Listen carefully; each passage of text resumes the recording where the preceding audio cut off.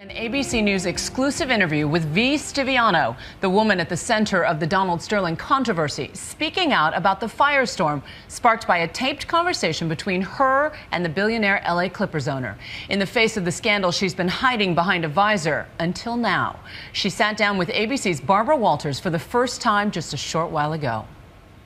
Daily skate every day like this. Just one block? You have seen her all week skating in front of her house with that odd visor covering her face, hoping to quench the paparazzi's thirst for her story. You guys want some water? Or exiting a restaurant, espousing presidential aspirations. One day I will become president of the United States of America. Who is she?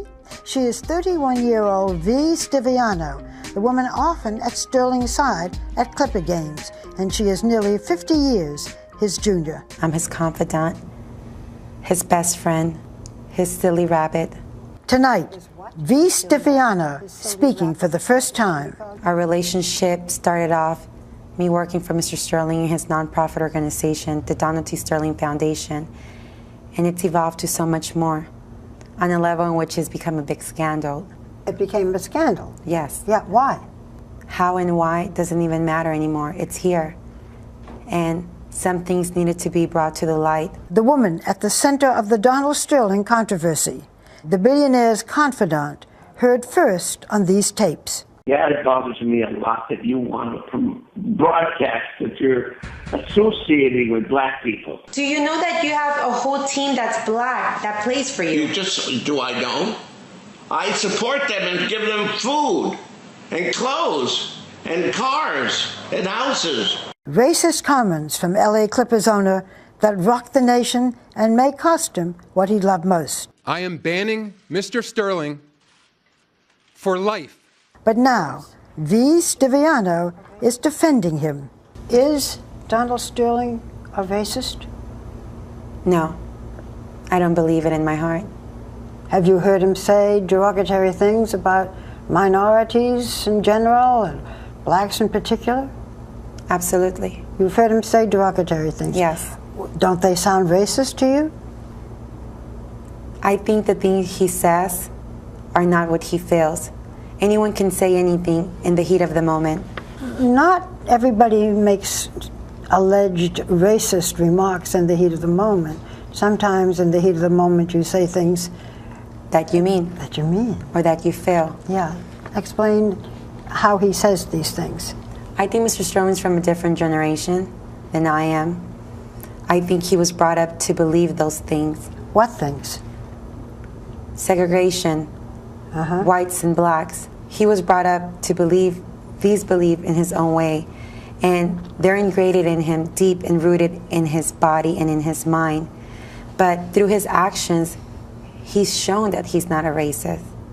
Through his actions, he's shown to be a very generous and kind man. She claimed that these conversations were never intended to become public. These conversations were in private. Nevertheless, they became public.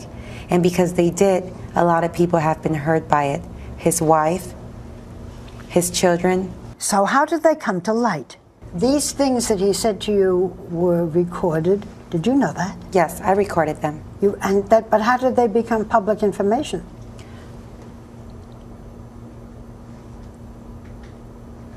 Someone leaked the audio, or sold the audio, or gave the audio to what I believe to be TMC, a friend or a so-called friend of mine. I was planning on quitting working with Mr. Sterling a few months back. No one understands my pain and feeling, and I was reaching out to a few of my friends. I shared an audio with them where they can empathize and sympathize my feelings, my way of being. You are half black and half Mexican, and you were very close to Donald Sterling. Yes. You do not consider him a racist? No. No. Stiviano says that over their 2.5-year relationship, she was helping him to change his point of view. People were used to Mr. Sterling being Mr. Sterling. And here comes the V, and everything changed. Mr. Sterling is nice and kind to everyone. He greets and treats people with equality. and I brought that light to him. So you helped him become a better person? In every way. In every way. But the question on everyone's mind, can you tell me what your relationship with Donald Sterling is? I'm Mr. Sterling's right-hand arm, man. Are you in love with Donald Sterling? I love him. I'm not sure that's what I asked. Are you in love? No, I'm not in love. You love him what? Like a friend? I love him romance? I love him like a father figure. Like a father. Do you and Donald Sterling have a financial arrangement? You say you're his assistant. Does he pay you? Yes. At first started paying me as an employee, and then he started paying me off the books. Is he still paying you off the No. books? No. You are one of his assistants? I'm his assistant. You are his assistant? Yes. You are very honest, so I'm going to be blunt as well. Donald Sterling has been married for over 60 years. Where do you fit into that life?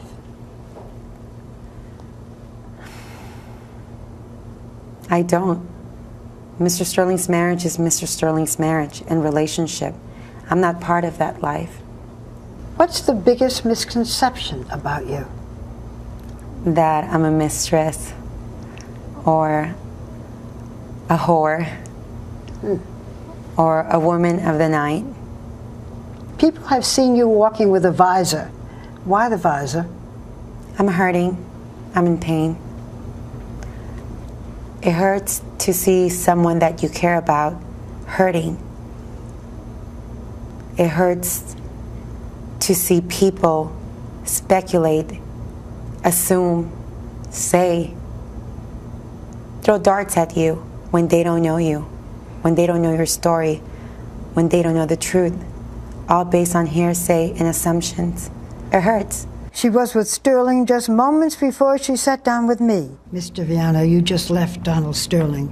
What is his state of mind right now? Confused.